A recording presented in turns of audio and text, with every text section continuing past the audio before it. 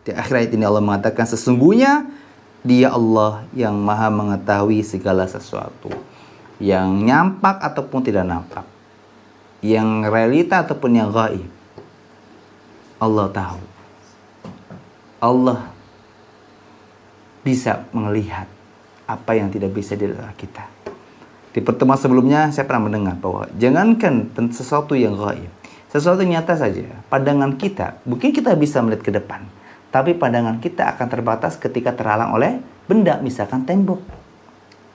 Udah pandangan kita sampai itu. Kita tidak bisa melihat sesuatu yang ada di balik tembok. Tapi Allah mampu. Itu sesuatu yang nyata. Apalagi ini gaib.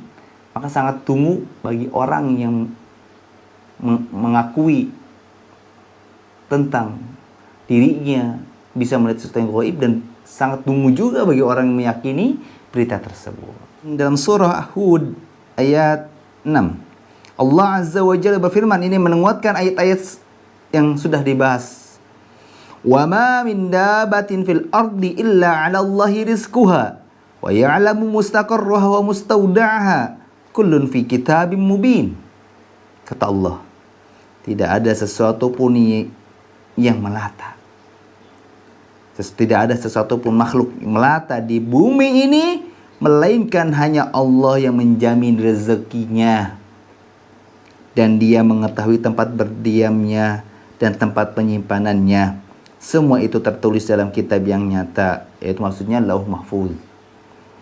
Ya, surah Hud ayat 6. Ini menguatkan tentang ayat yang tadi, ayat sebelumnya dari surah Asy-Syura, bahwa kata Allah tidak ada satupun yang melata. Di antara yang melata semisal apa? Cicak, ular. Kita ambil contoh ular. Atau jangan ular deh, kegedean, cicak deh.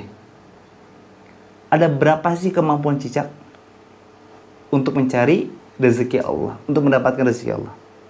Hanya satu, yaitu melalui lidahnya.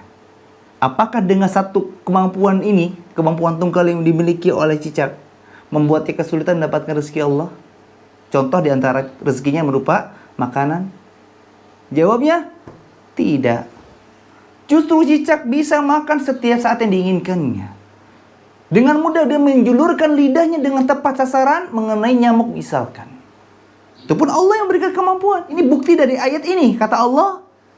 Dan Dia Allah yang mengetahui tempat berdiamnya rezeki itu. Nyamuk lagi terbang, tek, kena. Bahkan Allah tahu di mana rezeki tersebut disimpan. Dan ini pun menguatkan ayat ini, bahwa Allah Azza wa Jalla yang menjamin rezeki setiap makhluknya, termasuk hewan yang melata. Dan di sini Allah mengatakan, dan melainkan hanya Allah yang menjamin rezekinya. Allah sudah buktikan janjinya, bahwasanya innallaha la yukhliful mi'ad. Allah tidak akan mungkin menyelisihi setiap janji-janjinya. Apakah di antara ayat-ayat yang sudah kita dengar, kita kaji dari ayat-ayat ini atau ayat-ayat semisal dan semaknanya, apakah sudah bisa mengubah keimanan kita kepada Allah, sehingga tidak ada lagi keraguan, kekhawatiran, ketakutan, tidak bisa makan, tidak bisa hidup?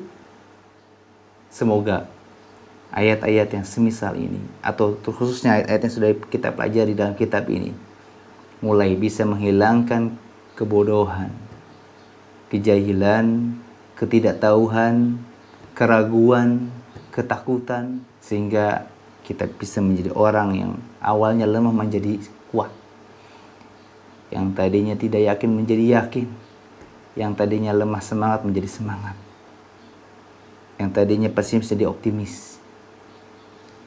Karena kita hidup di dunia ini dipantau oleh Allah Azza wa Jalla. Pemain bola, sehebat apapun pengalaman dia dalam bermain bola, apakah mereka merasa khawatir ketika main? Jawabnya tidak. Karena apa? Karena dipantau oleh pelatihnya, oleh coachnya. Dilihat Jadi tidak khawatir lagi ketika melakukan kesalahan. Salah dikit langsung dikasih isyarat oleh pelatih, oleh coachnya. Ini pelatih yang hanya sebatas bisa mengawasi kita dalam lapangan. Apalagi ini Allah Azza wa Jalla yang bisa mengawasi kita dan semua makhluk Allah yang ada di bumi ini yang lebih luas daripada lapangan bola, lapangan sepak bola. Lebih luas dari itu.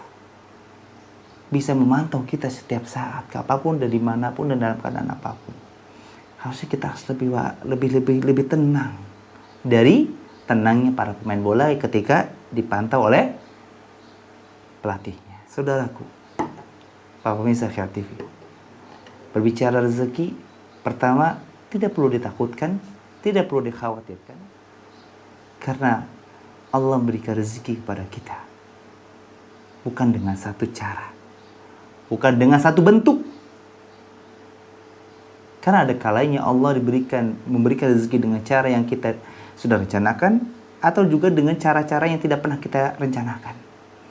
Dan kadang juga Allah Azza wa Jalla memberikan rezeki pada kita dengan bentuk yang kita harapkan, atau dengan bentuk-bentuk yang tidak pernah kita harapkan.